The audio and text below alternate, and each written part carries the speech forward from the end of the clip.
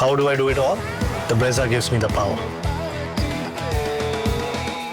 Doubleheader Saturday kicks off with a top-of-the-table tussle in Ahmedabad in the afternoon. It's Delhi Capitals with 5 wins in 6, travelling to the home of Gujarat Titans, who won 4 of their first 6. Let's build up to that game on Maruti Suzuki Arena. Presents ESPN Cricinfo Timeout, where we have the company of Darren Ganga, Cheteshwar Pujara, Ambati Raidu. Gentlemen, thank you for your time. So much of the focus of GT has been on that top-performing top 3, but there is a quiet but significant contributor a little ways down, and I want to come to you with that, Darren Ganga. Sherfain Rutherford, what do you see as having changed in his game? Because you look at his numbers, it was a strike rate of about 130 last year.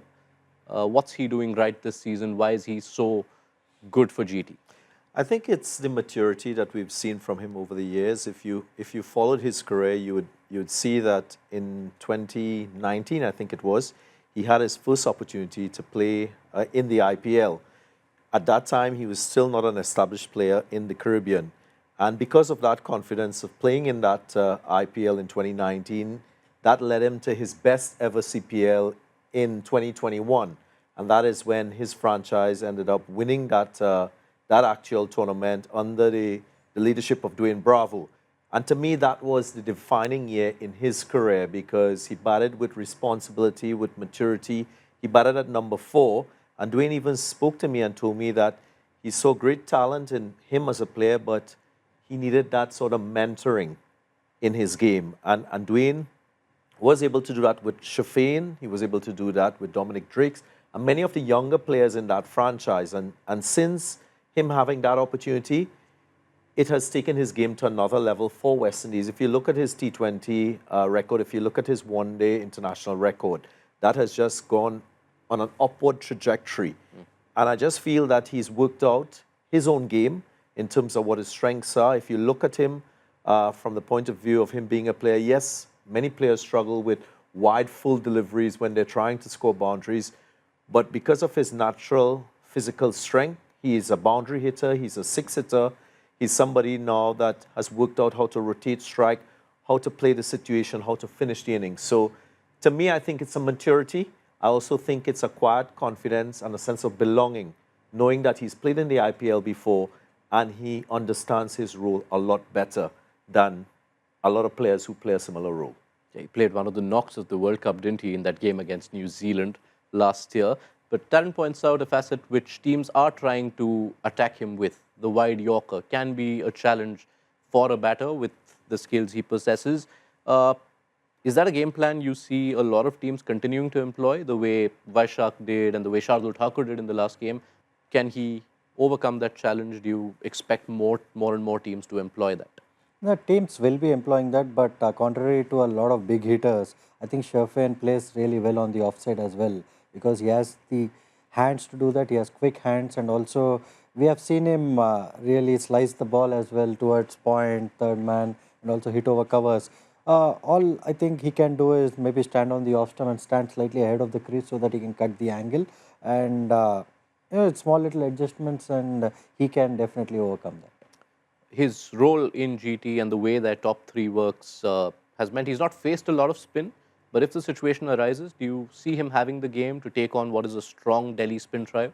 I think so, because if you look at the pitch at Ahmedabad, it normally doesn't offer a lot of spin at that venue. So he's someone who won't have to play on a slow turner. The ball comes on nicely. Even if there's a little bit of turn, the straight boundaries are not that big. So on that pitch, I'm guessing that he will have a lot of success even against Delhi spinners.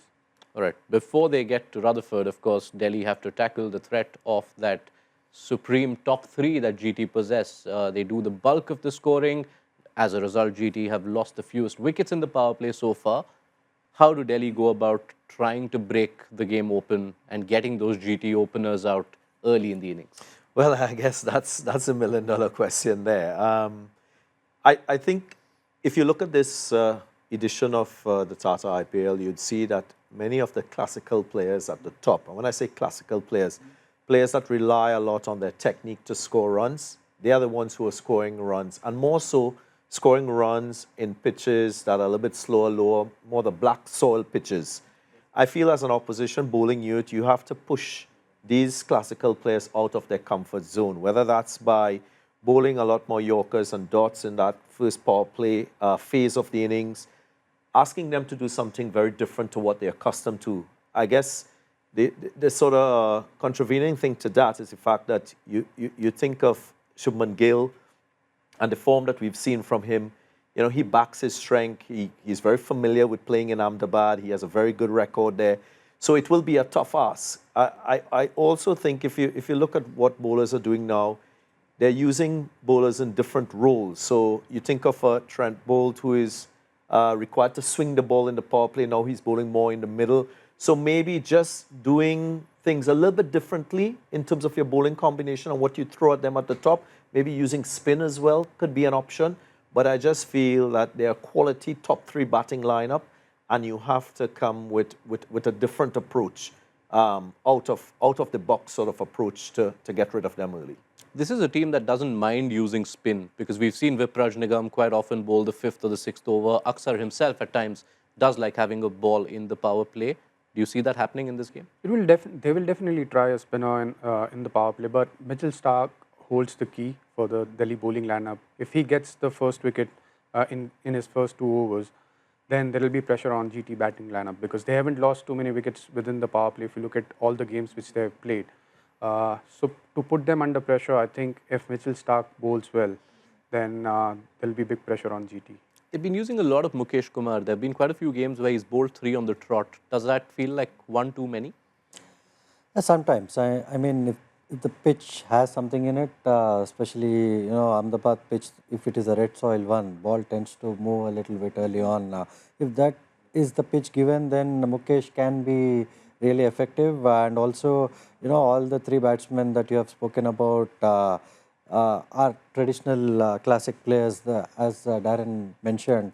So they would really, play little mindfully of the balls that are pitched on the stumps and hitting the stumps, because their original instinct will be to protect the stumps. So I think that's one area where Mukesh can really focus on, and as well as the GT bowlers, anything that is coming in, pitching and coming in towards the stumps. Yeah. Question to each of you. You can take it as a rapid fire. Do Delhi need a little more bite in their pace attack? They do have the option of Dushmantach Shamira, and they have been using 3 overseas players since Faf du Plessis got injured. For me, I think yes, but I think it shouldn't be just dictated only on the opposition that you're playing. I think if you take into consideration that every team has to play 14 matches, you may want to change your bowling lineup at least 3 or 4 times. And that is why I feel teams need to be strategically smart, not to have that sort of prior knowledge being shared with the opposition batters and opposition team. So I would think that, yes, they should consider maybe just punctuating the attack. Maybe if there's a favorable matchup with a batter that is in form, why not? I think that is where the game is heading. And you can take a punt, especially if you see the form of the bowler is good, the rhythm is good, by all means. Fuji? I feel Mukesh has to step up a bit, because he has been relying too much on his back of length ball, and he has to come up with a few more variations in his bowling, because he has been bowling in the power play, and with Mitchell Starc he holds the key. So if Mukesh can pick up 1 or 2 wickets in the power play, then you have Mitchell Starc, who has been bowling really well this season. So if Mukesh can, pull up his socks and try and bowl a little better, because his strength is to bowl at back of length, but on most of good pitches, you need to have some more variations. Try and bowl a Yorker, try and bowl some slow balls, try and outthink the batters.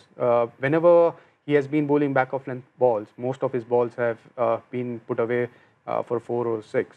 So there has to be some guidance. Some of the bowling, the bowling coaches or the management can tell him that these are the things which is expected out of you, and if you can change your length a bit. Quickly, Raidu, Shamira, yes or no? Not at the moment, because they're winning, but definitely in the future, if Mukesh doesn't do well for a couple more games, definitely, as Pujara put it, he needs to really maybe give the ball something in the air, because his strength is pitching it up, getting the batsman out LBW or caught behind. So I think he should resort to that more than pitching it slightly shorter. A lot more quickly. Favorites, Capitals or Titans? For me, I think the Gujarat Titans, because they're playing at home. Yeah, I agree with him, because at that venue they haven't lost too many games. So Are we Gujarat going Titans. 3-0 or 2-1? 3-0 Gujarat Titans. All right, 3-0 on the couch, but the track record shows Delhi 2, Gujarat 0 as far as games in Ahmedabad are concerned. Thank you so much, Darren, Puji, Raidu, for setting up the game for us. Be sure to join the build-up just before toss time on Maruti Suzuki Arena presents ESPN Cricinfo Timeout. How do I do it all? The Brezza gives me the power.